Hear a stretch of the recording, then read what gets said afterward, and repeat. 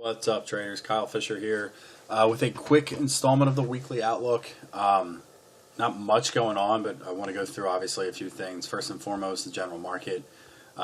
We obviously have been on a huge tear here post-election, seeing a nice cross in the 13 and 20 EMA. But like I alluded to, I think earlier in the week, we're going to pull back here for sure. It's just a matter of time. We're starting to see incremental upticks here, making higher lows day over day. But we're pretty much overbought in both indicators here. I think we pull back, we test 18,600 to 700 for sure in the coming week or two, which is fine. I think it's going to kind of dovetail into the fact that interest rates are 95% going up per Janet Yellen's comments recently. So obviously, we've touched upon this before, but I think overall we're in a nice uptrend here. In terms of the overall market, we're still in a bull run. But I think we pull back in the short term. So with our alerts, what I'm obviously looking for is a few things. We'll get to those in a second, but let's go through our positions. So I closed CRK today. This just unfortunately just kind of tanked. This was more of a position that really didn't necessarily warrant going long, but the volume with the overall market kind of popped up on an indicator or a scan last week, or Monday I should say, and it's, I wanted to test the waters here, but exited as this broke the 13 EMA today. Everything's starting to trend back down. I thought it was going to reverse. It's not. So I'm not going to wait for this to, go down to 17 or 773 and test the 200-day moving average. Just going to close at 6%, take the small loss and move on. Conversely, on the flip side, seen beautiful test of the 200-day moving average.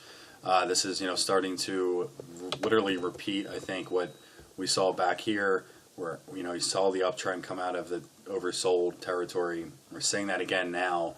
Nice volume today of 186,000 shares, a little bit above the 60-day average, and everything's really trending up nicely. So, the initial target's still 9 from 7. 75, 74 would be a nice profit. So that's the initial target, and we're on track with that. So again, let's see how this plays out for the rest of the week. Looking at our watch list, on the short side, I keep getting alerts that there's shares to borrow in GRVY, but I can't find anything, and it sucks because, I called this the other night. Broke through the 13 EMA. It's going to test the 20, and now it's going to break that, I think. So I'm still actively looking to short this damn thing. I just need to find shares. On the flip side, a few longs that I still like here is WATT. And let's kind of zoom out here a little bit. I can give you a sense of the overall picture here. So, a nice overbought condition, oversold condition here. Found support in the 200-day moving average. I think the 13 and the 20 EMAs cross, and this starts to test back up to 20. So $6 on a $14 stock. I'll obviously love that target. So I'm looking at this for a solid test of 1458 and 1433 to break through those two moving averages. So that's one. TK is another that I forgot about. We actually are in this. We went long this.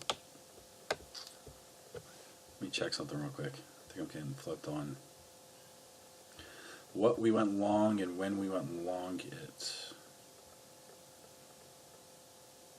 Okay, yeah, Teak, sorry, I got confused with CRK. We closed CRK today, like I said.